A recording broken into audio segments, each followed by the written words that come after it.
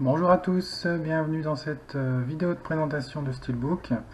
Donc une de mes dernières trouvailles en brocante. J'aurais pas imaginé trouver ce titre en brocante ou en vide-grenier. Je suis tombé sur un stand où visiblement un collectionneur s'est séparé de quelques-uns de ces titres. Donc ils étaient vraiment en parfait état, comme neufs. Ils étaient sous film protecteur, donc pas de soucis, pas de griffe, rien du tout.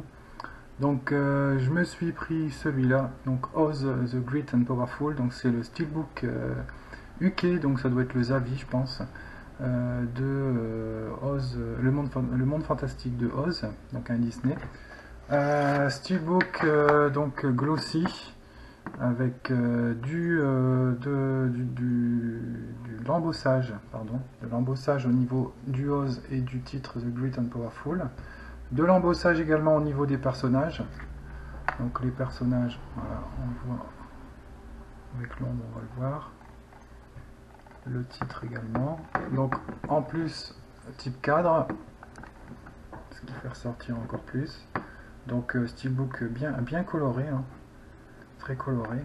Au niveau de la tranche, belle tranche aussi, donc c'est bien écrit. On reprend le Disney. On ne voit pas trop. Voilà. Disney The Great and Powerful. La petite étiquette du personnage, un petit peu décentré je trouve, ça aurait été un petit peu mieux vraiment dans le bas, voilà, un petit peu plus haute. Ici un cycle de Blu-ray à peine visible puisqu'il se perd dans le décor, puisque toute la tranche reprend la continuité visiblement, ouais, du décor du devant. Au niveau du verso, donc j'ai pas encore vu ce film, on a, je suppose, la méchante sorcière du monde de Oz. Voilà, donc pas du tout d'écriture à part un petit numéro de série ici et puis Disney 2015 ici. Voilà.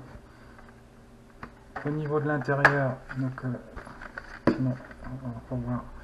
Donc ça reprend bien, la tranche poursuit bien, donc en fait ça nous fait une grande image, ce qui est quand même assez rare sur les steelbooks. Donc une image complète, quand on l'a ouverte comme ça en deux. Au niveau de l'intérieur,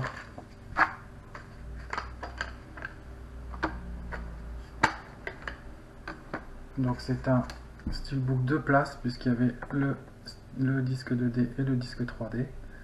Donc là on reprend ici le chemin d'or avec deux personnages, et puis de l'autre côté on a un panneau avec des directions des villes. Voilà. Donc je pourrais pas en dire plus puisque j'ai pas encore vu le film comme je vous le disais. Je l'avais depuis très longtemps en amarré.